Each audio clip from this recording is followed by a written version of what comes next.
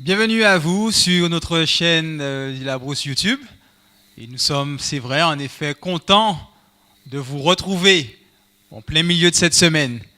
Alors peut-être que vous êtes comme moi, fatigué, très fatigué, un petit peu, mais c'est toujours une joie de pouvoir venir se ressourcer, d'entendre et d'écouter la parole de Dieu. Et cette semaine, nous sommes en train de voir, de revoir pour certains, un thème qui est très attachant, très attrayant et qui nous concerne véritablement dans des jours comme lesquels nous vivons aujourd'hui. Le message des trois anges et la mission de l'Église aujourd'hui. Alors pour pouvoir nous mettre dans le train, rentrer, nous allons chanter, si vous le voulez bien, aux paroles du numéro 190 de notre hymne et louange, 3 qui dispose de toutes choses et nous les donne chaque jour. 190.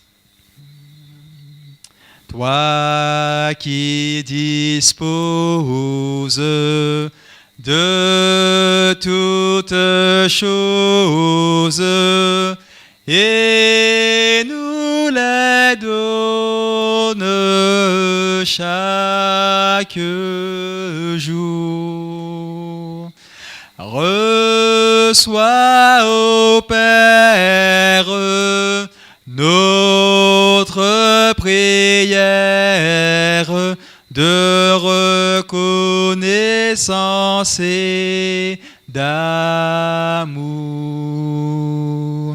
Le don suprême que ta main sème, c'est notre pardon, c'est ta paix et ta clémence, trésor immense, est le plus grand de tes bienfaits.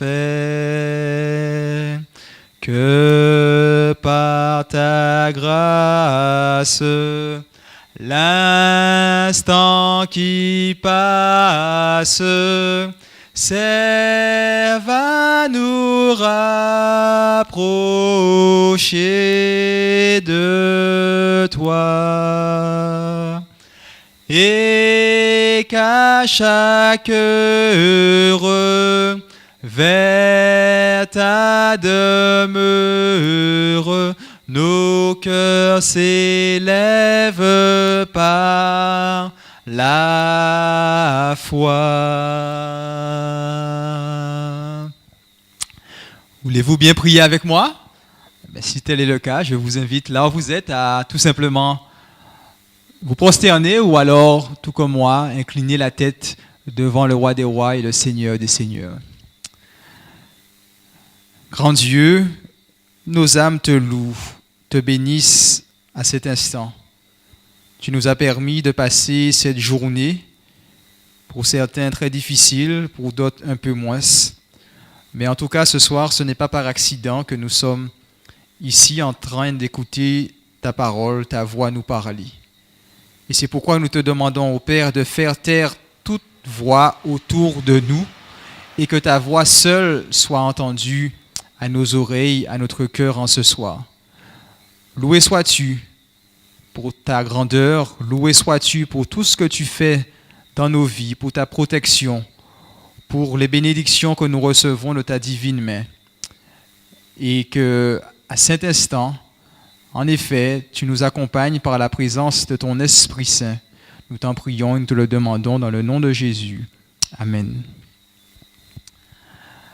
Bienvenue sur notre chaîne La Brousse, si vous venez de nous rejoindre juste à l'instant. Je veux croire que nous allons passer un agréable moment ensemble autour et dans la parole de Dieu. Alors ce soir, nous commençons avec le message du deuxième ange, n'est-ce pas? Le message du deuxième ange. Et pour ce faire, je m'en vais tout de suite le lire dans Apocalypse au chapitre 14. Apocalypse chapitre 14 et le verset 8. Apocalypse 14 et verset 8. Jean déclare ceci. Et un second ange, suivit en disant, elle est tombée, Babylone la grande, qui a abreuvé toutes les nations du vin de la fureur de son impudicité. Voici le message du second ange. Elle est tombée, Babylone la grande, qui a abreuvé toutes les nations du vin de la fureur de son impudicité. Ce soir, Dieu aimerait que nous puissions avoir à l'esprit ce message. L'évangile triomphe de toutes les oppositions. Amen. Bonne nouvelle ça. L'évangile triomphe de toutes les oppositions. Lorsque nous regardons le livre d'Apocalypse, il nous est révélé que les actions des puissances du mal imitent celles de Dieu. Alors, je vais vous donner un exemple. Dans Apocalypse chapitre 14, que nous considérons depuis sabbat dernier, versets 6 à 12, il est question du message de trois anges. Trois anges qui proclament l'évangile au monde. Si nous allons maintenant dans Apocalypse au chapitre 16 et les versets 13 et 14, Apocalypse chapitre 16, versets 13 et 14, qui dit ceci. Et je vis sortir de la bouche du dragon et de la bouche de la bête et de la bouche du faux prophète trois esprits impurs semblables à des grenouilles, car ce sont des esprits de démons qui font des prodiges et qui vont vers les rois de toute la terre afin de les rassembler pour le combat du grand jour du Dieu tout-puissant. Donc, là aussi, nous voyons que le diable essaie d'imiter l'œuvre de Dieu à l'aide de trois esprits impurs, d'accord? Trois esprits démoniaques. Et le message du second ange, il se fonde, on pourrait ainsi dire, sur cela. L'imitation que le diable va essayer de faire des choses que Dieu lui-même a faites ou encore a dites. Par exemple, Dieu a une cité, d'accord? Le diable, lui aussi, ou le dragon, il a créé sa propre cité, Babylone. Et d'ici quelques instants, nous allons revoir ensemble la définition de Babylone. Et Babylone, que fait-il? Que fait-elle? Babylone proclame un message de contrefaçon de l'évangile éternel. Donc d'un côté, Dieu et ses trois anges proclament un message éternel de salut, et de l'autre côté, le diable avec ses trois esprits impurs, il vient avec sa cité Babylone et il donne aussi un message de contrefaçon par rapport à celui que Dieu, lui, il nous a donné, à savoir l'évangile éternel. Mais comme vous le savez déjà, la finalité de toutes ces choses, c'est que le diable ne va pas prévaloir et son message non plus. Amen. Gloire soit rendue à Dieu. Donc nous avons lu ensemble le message du deuxième ange, cette bonne nouvelle, et on va voir un peu plus en détail chaque élément de ce message. Alors tout va commencer, lorsqu'il est question de Babylone, dans une plaine au pays de Shinéar. Et cela, nous le retrouvons dès le livre de la Genèse au chapitre 11, que vous pouvez lire chez vous, où il est présenté la tour de Babel, d'accord, la tour de Babel, où après que le déluge eut lieu, les hommes vont se dire, il ne faudrait pas que ces choses nous arrivent encore. Et donc, ils vont se construire une ville qu'ils appelèrent Babel. Et dans cette ville, ils vont aussi construire une tour qui devait toucher les cieux. D'accord? Babel, la tour de Babel. Mais Dieu, voyant cela, il ne va pas permettre que les choses se passent ainsi. Et la Bible nous dit qu'il va confondre le langage. Et donc, finalement, cette tour va s'arrêter. Donc, Babel signifie tout simplement mélange, ce qui va donner lieu aussi à confusion. Donc, les êtres humains, à cette époque, dans ce lieu, il n'avait qu'un seul but précis, mais Dieu va venir et apporter la confusion dans leur langage, la confusion dans toutes ces choses. Ok? Les Babyloniens appelaient la ville Babilani, ce qui signifie porte des cieux. Probablement parce qu'on se représentait la ville en tant que cité cosmique, unifiant les êtres humains d'ici-bas avec leurs divers dieux qu'ils adoraient à l'époque. En tout cas, le récit biblique nous rapporte un acte de rébellion contre l'intention divine pour les êtres humains. Dieu avait dit de se répandre sur toute la terre, mais là, ce n'est pas ce qu'il voulait. Ce n'est pas ce qu'il voulait. Il ne voulait pas se multiplier sur la terre, et c'est pourquoi la parole de Dieu nous dit qu'il va intervenir, modifiant le rôle unificateur du langage humain. Donc on va avoir une certaine confusion à ce moment-là. Lorsque nous allons dans le livre du prophète Ésaïe et que nous lisons ce chapitre, ce fameux chapitre 14 des versets 3 à 23, Ésaïe va décrire de manière assez éloquente cette rébellion, cet orgueil, cette suffisance que Babylone va avoir lorsque le Seigneur va annoncer ses jugements contre elle, mais aussi contre son roi. Et ce passage va utiliser aussi les ambitions, les aspirations les plus profondes de Satan, l'ange déchu. Donc, au premier niveau, nous nous rendons compte qu'il s'agit de messages adressés en premier lieu au roi de Babylone de l'époque. Mais nous pouvons aussi le prendre pour Satan lui-même qui va avoir ce même orgueil, il va avoir ce même orgueil en lui. Et par exemple, au verset 13 et 14 d'Ésaïe chapitre 14, nous pouvons lire ceci. Ésaïe chapitre 14, versets 13 et 14, il est dit: « Tu disais en ton cœur, je monterai au ciel, j'élèverai mon trône au-dessus des étoiles de Dieu. Je m'assiérai sur la montagne de l'assemblée à l'extrémité du septentrion. Je monterai sur le sommet des nues. Je serai semblable au très haut. » Voici quelle était l'ambition du roi de Babylone, mais aussi cette même ambition qu'on a pu retrouver et qu'on retrouve encore aujourd'hui chez Satan. Ce désir de vouloir être adoré. Et c'est pourquoi aujourd'hui encore, par tous les moyens qu'il peut, il cherche à nous tenter. Il cherche à nous prendre, à nous rallier à son parti. Mais c'est à nous de pouvoir lui résister. C'est ce que Dieu nous invite à faire.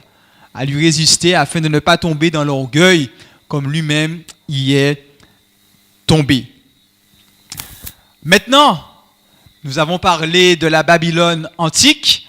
Nous avons vu où était l'origine de ce nom même, avec Babel, la tour de Babel, la ville de Babel. Et aujourd'hui, on peut dire que la nature et le but de la Babylone antique sont utilisés en tant que type de la Babylone du temps de la fin. En d'autres termes, ce que nous avons vu se produire dans la Babylone antique, nous le voyons et nous le verrons encore se répéter, peut-être sous une autre forme, de nos jours, nous qui sommes parvenus au temps de la fin.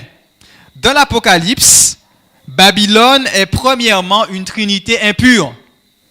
Et nous l'avons dit tout à l'heure là, nous l'avons lu tout à l'heure là. Premièrement, Babylone est une trinité impure. Alors que nous adorons, on dira, la Trinité qui est pure, la Sainte Trinité, Dieu le Père, le Fils et le Saint-Esprit. Elle est constituée, cette Babylone, de 3 puissances unies pour promouvoir le programme du chérubin, de cet ange qui a été déchu. Le dragon, qui semble assumer le rôle de Dieu, donc première personne dans cette Trinité déchue, dans cette Trinité impure, le dragon, la bête montant de la mer, Donc tout ceci, nous retrouvons cela dans Apocalypse chapitre 13. La bête qui monte de la mer et la bête qui monte de la terre. Toujours Apocalypse chapitre 13, qui est aussi appelé le faux prophète et qui vient pour accomplir une œuvre de séduction. Maintenant, dans l'interprétation historiciste de ces bêtes, aujourd'hui, l'Église adventiste nous donne cette interprétation. La bête montant de la mer représente l'Église qu'on pourrait qualifier de chrétienne qui au cours du Moyen-Âge. D'accord ? Donc, depuis les premiers siècles de notre ère jusqu'au XVIIe, XVIIIe siècle, cette Église qui aujourd'hui encore existe, et, sans vouloir parler en parabole aujourd'hui, on pourrait parler de l'Église romaine justement, donc représentée par la bête qui monte de la mer. La bête maintenant qui monte de la terre représente le christianisme protestant américain. Et précédemment, dans cette semaine, nous l'avons déjà évoqué. Donc cette bête qui monte de la mer, le christianisme protestant américain. Et le dragon représente tout simplement le spiritisme qui se fonde sur l'idée païenne de l'immortalité de l'âme et par laquelle Satan accomplit des miracles trompeurs. Donc voici de quelle manière nous pouvons identifier ces trois personnages dans cette trinité impure. D'accord ? Rappelons-nous que le livre d'Apocalypse utilise beaucoup de symboles. D'accord ? Et donc ces symboles, il est de notre devoir de les interpréter, j'ai envie de dire de bien les interpréter à la lumière de tous les éléments que nous avons dans la Bible tout entière. Parce que autre chose que je souligne, la plupart des versets que nous avons dans Apocalypse, ce sont des versets que nous retrouvons déjà soit dans l'Ancien Testament ou alors dans le Nouveau Testament. D'accord ? Ce sont des versets qui ont déjà été utilisés et que Jean va tout simplement reprendre. Donc bien interpréter. Ainsi, au temps de la fin, Babylone constitue l'expression la plus forte du christianisme apostat aux dimensions mondiales. Donc lorsqu'il est question de Babylone aujourd'hui, on peut parler tout simplement d'apostasie, de confusion qu'on pourrait retrouver au sein même de l'Église. Et pourquoi je dis au sein même de l'Église ? Puisque rappelons-nous le message que Dieu adresse à l'Église de la Odyssée. Mais la Odyssée ne tient pas compte de l'appel de Dieu. Elle n'est ni froide, ni bouillante, mais elle est tiède. Elle est aveugle, pauvre, nue, mais elle ne désire malgré tout pas se vêtir de la justice de Dieu, ouvrir ses yeux. Donc, elle dit aussi qu'elle est riche, alors qu'en réalité, elle est pauvre. Donc, une partie de l'Église de Dieu, on pourrait dire, n'a pas tenu compte non plus de cet avertissement et de cet appel de Dieu, où il dit qu'il désire rentrer. Il frappe à la porte et il veut rentrer. Et donc, pour tous ceux et celles qui ne laissent pas rentrer le roi des rois et le seigneur des seigneurs, malheureusement préférant prendre part au message de confusion, au message et aux pratiques de Babylone, c'est leur choix. La Bible nous dit aussi que Babylone tend la main au monde avec un faux message de salut. Et cela est important. Un faux message de salut. Se pourrait-il alors, parce que la Bible nous dit que nous sommes sauvés par grâce, et seulement par le moyen de la grâce, seulement en Jésus-Christ, qu'il n'y a de salut en aucune autre personne, aucun autre nom il nous a été donné sous les cieux, dans les cieux, sur la terre pour être sauvé, mis à part Jésus-Christ. Mais aujourd'hui, si on nous dit que nous pouvons obtenir le salut par nos propres mérites, ou alors qu'il y a une telle personne, vivante ou morte, qui pourrait intercéder en notre faveur et qui pourrait nous faire obtenir le salut. Attention, ce n'est pas cet évangile que la Bible nous présente. Donc Babylone vient avec un faux message de salut. Et c'est pourquoi Jean nous dit qu'elle a abreuvé les nations du vin de la fureur de son impudicité.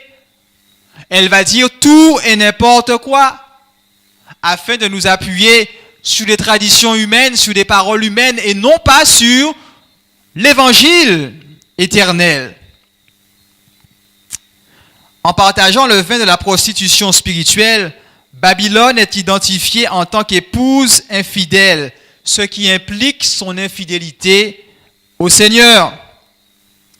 Dans l'Ancien Testament, l'infidélité d'Israël à Dieu consistait à contracter, par exemple, des alliances avec des nations païennes et qui les pousserait, qui les mènerait à adorer de faux dieux. D'accord? Et dans l'Apocalypse, Babylone cherche le soutien des rois de la terre et soutient la tromperie et l'adoration du dragon. Je vais reprendre ça, écoutez bien. Lorsque nous lisons Apocalypse, on va encore même mieux faire. On va même lire dans Apocalypse chapitre 17, versets 12 et 13. Apocalypse chapitre 17, versets 12 et 13, nous voyons que Babylone cherche le soutien des rois de la terre et soutient la tromperie et l'adoration du dragon. Verset 12, il est dit, « Les 10 cornes que tu as vues sont 10 rois qui n'ont pas encore reçu de royaume, mais qui reçoivent autorité comme rois pendant 1 heure avec la bête. Ils ont un même dessein et ils donnent leur puissance et leur autorité à la bête. » Vous avez vu? Elle cherche le soutien des rois de la terre, des dirigeants de la terre. Dites-moi, en cette semaine si spéciale, encore et depuis la semaine dernière, entendant parler de réchauffement climatique et autres, juste une parenthèse, mais réfléchissez à cela. Vous avez certainement entendu que les grands dirigeants de ce monde appellent tout le monde à être unis autour de cette question et à prendre des mesures pour le réchauffement climatique. Ça, c'est une chose. Une autre petite chose qu'on pourrait souligner, ou une grande chose, puisque on ne l'avale pas comme cela, nous voyons là aussi bon nombre de dirigeants dans le monde qui sont aussi d'accord autour de cette question de passe sanitaire, par exemple, de vaccination, réduisant un peu plus chaque jour nos libertés de penser, nos libertés d'agir, nos libertés de nous déplacer. Mais vous allez me dire, bon, mais ça n'a rien encore à voir avec Babylone. Peut-être, mais il ne suffit que de petits pas pour passer de là à là. Et donc, au fur et à mesure, les choses se mettent en place. Ne soyons pas leurrés, chers amis. Le Seigneur revient bientôt, très bientôt même. Ne soyons pas leurrés. Babylone est en train d'amener, c'est vrai, sa confusion, la tromperie, et utilise pour cela des dirigeants politiques, notamment.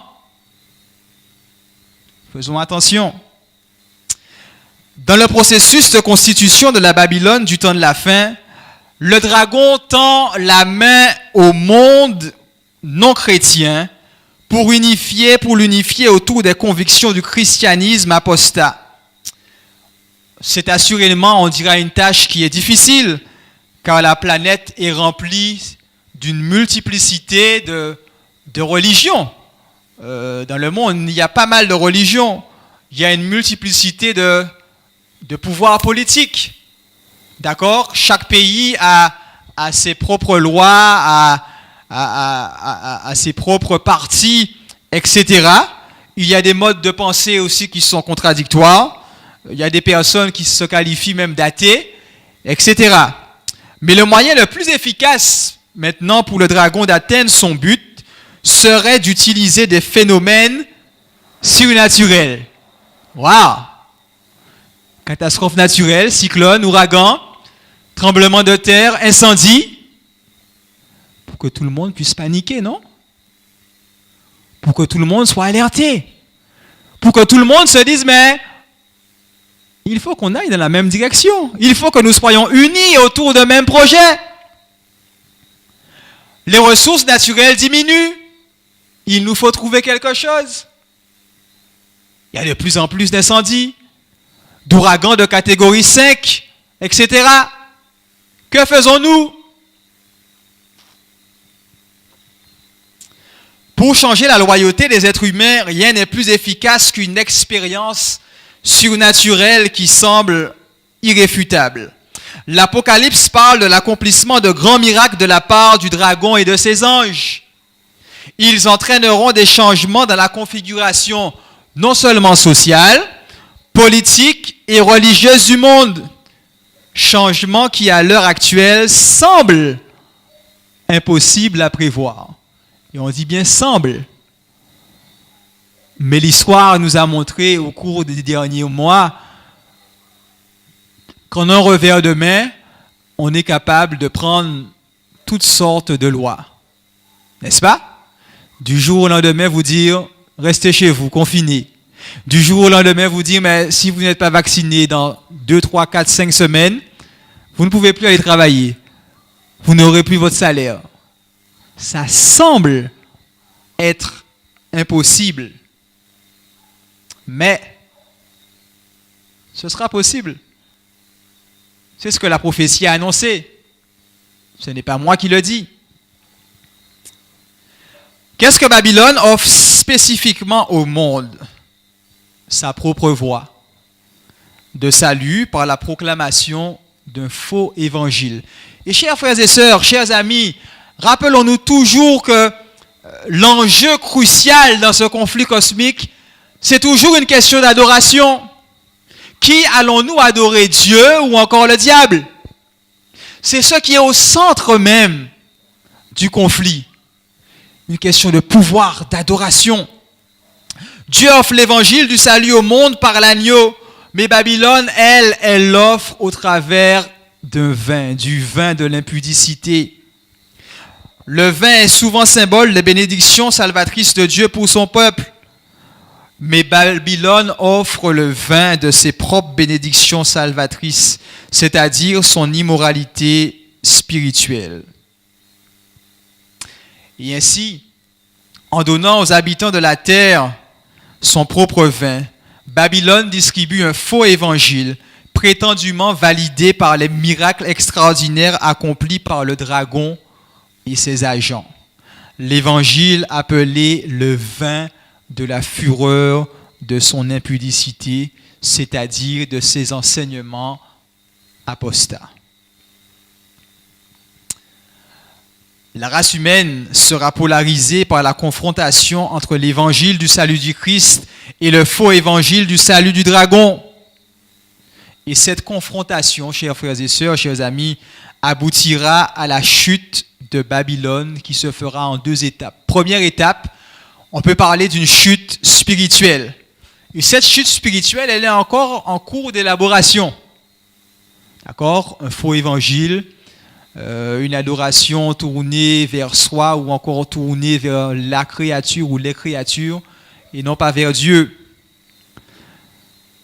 Elle se produira lorsque l'apostasie qui a commencé tôt dans l'histoire de l'Église atteindra son point culminant dans la réunification du christianisme apostat. On se pose la question aujourd'hui, mais est-ce que ces religions qui sont si diverses, si éloignées dans leur doctrine, comment pourraient-elles être unies? Le temps nous le dira sous peu. Babylone n'atteindra ce sommet que lorsqu'un tel événement se produira. La seconde étape qu'il devra y avoir s'enclenchera lors du retour de Jésus et aboutira à la défaite finale de Babylone.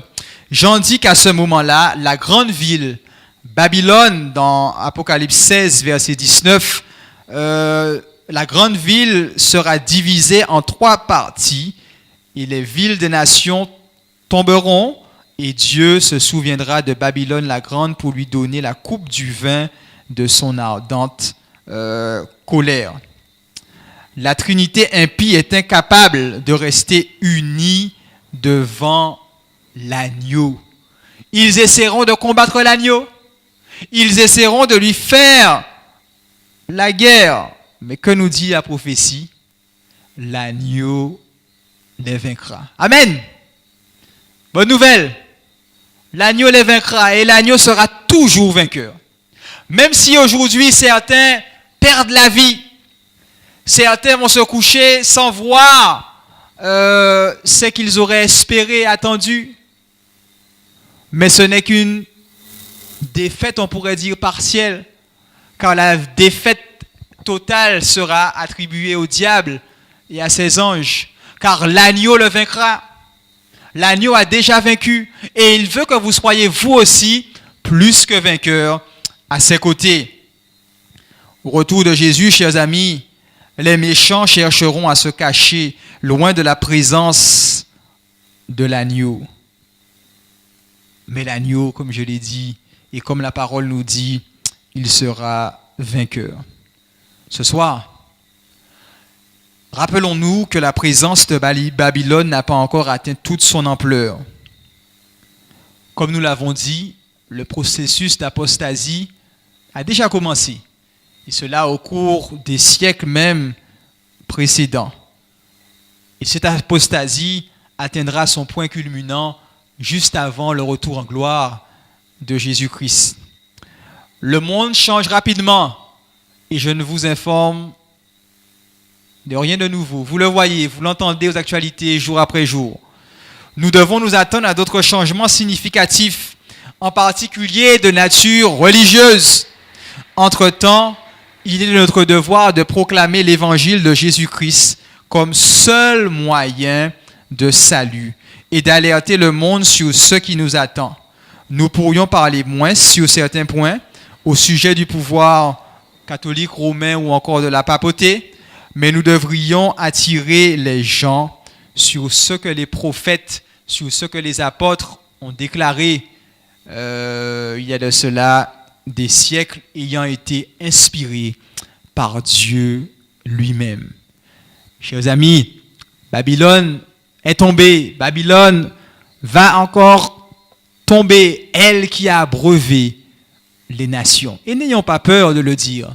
N'ayons pas peur de l'annoncer. N'ayons pas peur de dire que Jésus a vaincu, que Jésus revient très bientôt et qu'il faut que nous soyons prêts pour cela. Amen. Étant donc aujourd'hui mercredi, généralement nous avons des temps de prière. Certainement chez vous aussi, vous avez vos requêtes spéciales, vos sujets de prière spéciaux. Et donc, je vais vous inviter à prier avec moi. Nous allons prier ensemble. Et c'est vrai que devant moi, vous pouvez voir aussi cette boîte de prière. Malheureusement, vous n'êtes pas en présentiel avec moi pour venir apporter vos sujets, mais je sais qu'il y a certains parmi vous qui l'ont fait, notamment samedi dernier, et qui le font régulièrement. Vous aussi, chez vous, vous avez vos requêtes. Vous ne pourrez pas les déposer dans cette boîte, mais Dieu connaît. Dieu les voit, Dieu entend, et je vous invite à les faire monter avec moi, tandis que je vais prier pour nous tous à cet instant. Grand Dieu, toi qui es éternel, vivant au siècle des siècles et qui reviens très bientôt, nous nous adressons à toi, te louant et te remerciant pour tes bienfaits envers nous. Nous ne sommes pas dignes de te recevoir, nous ne sommes pas dignes, Seigneur, de t'acclamer, roi des rois et Seigneur des seigneurs. Et pourtant, Papa, tu nous fais grâce à longueur de journée. Merci pour tant d'amour, merci pour tant de fidélité. Merci pour tant de patience, Seigneur. Ô Seigneur, en ce soir, nous te prions de nous pardonner de nos péchés, de nos iniquités, de nos manquements, Seigneur, pour ces fois aussi où nous avons pu boire de ce vin de l'impudicité, tandis que tu nous invites à venir aux sources d'eau vive, à la vie, aux sources de la vie. Papa, aie pitié de nous encore en ce soir. Tandis que les changements se font dans le monde à longueur de journée, que la peur, que la crainte ne nous emparent point, afin de prendre des décisions qui seraient contraires à ce que tu nous appelles à faire, mais que nous gardions les regards fixés vers toi. Car de toi nous vient le secours, de toi nous vient la délivrance. Qui pourra nous empêcher de t'aimer? Serait-ce la prison? Serait-ce la mort? Serait-ce toute autre chose? Non, Seigneur. Rien ne devra nous séparer encore de ton amour, Papa. Que rien ni personne n'empêche cela. Ce soir, Seigneur, certains souffrent dans leur chair depuis des jours, des mois, des années. Et ils ont besoin encore, Papa, de ta délivrance, de ton secours. Interviens puissamment. Interviens puissamment, Seigneur. Déploie ta main. Fais entendre ta voix. Fais entendre cette voix dans ces foyers qui sont déchirés. Ces foyers qui ont besoin encore de pardon, de restauration, d'un amour divin coulant dans les veines de chaque membre. Éternel, tu es celui qui unit, tu es celui qui réunit, tu es celui, ô Père, qui produit en nous le vouloir et le faire selon ton bon plaisir. Aide-nous à accomplir les mêmes œuvres que Jésus a accomplies ici-bas. Produis en nous le fruit de l'Esprit et qu'il le soit en abondance. Seigneur, tu nous invites à répandre l'amour autour de nous, par nos paroles, par nos actions. Et nous voulons, Seigneur, être véritablement ces ambassadeurs de l'amour. Ces ambassadeurs qui diront aussi au monde, voici, tu reviens très bientôt. Qu'il faut être prêt, que Babylone est tombée, Seigneur, et que ton évangile triomphe et triomphera encore de toute opposition. Déploie ta main, Seigneur. Interviens puissamment dans ce monde, tandis que les vents se soulèvent et qu'ils s'apprêtent à faire rage. Ton Église, Seigneur, est assaillie par le diable, et cela par diverses formes, sur tous les fronts. Mais toi, agneau de Dieu, qui a déjà vaincu, viens encore combattre pour ton Église et pour ses membres. Béni sois-tu, Seigneur.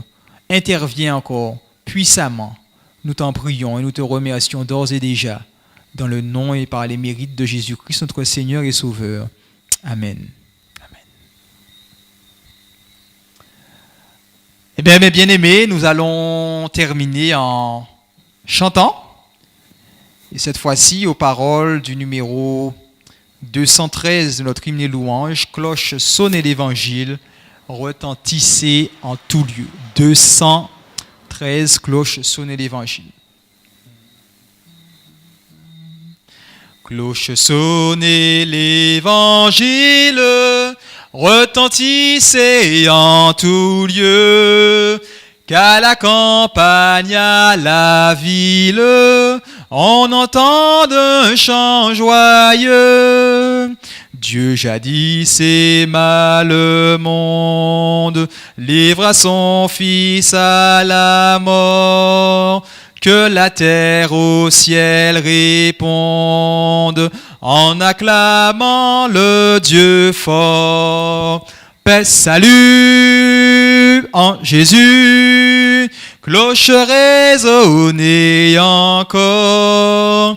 Paix, salut en Jésus.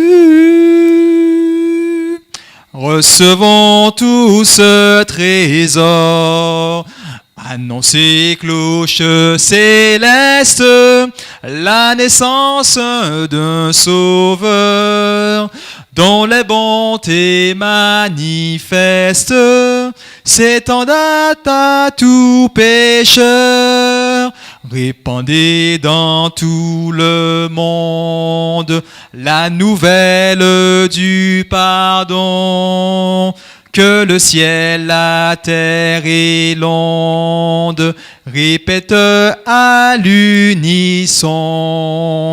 Paix, salut en Jésus, cloche résonnait encore, paix, salut en Jésus.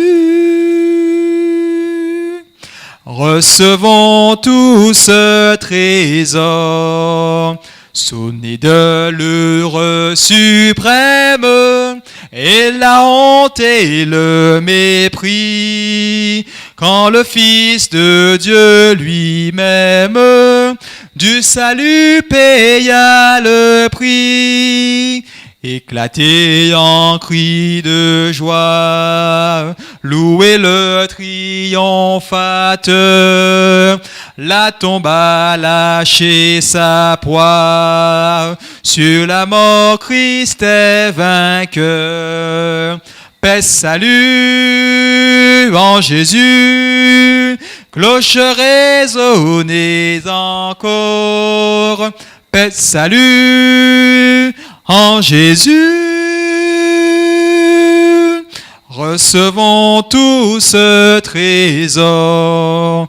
Votre voix, cloche fidèle, va parcourant l'univers, suppliez tous les rebelles qui gémissent dans les fers, de chercher la délivrance, le pardon dans la liberté.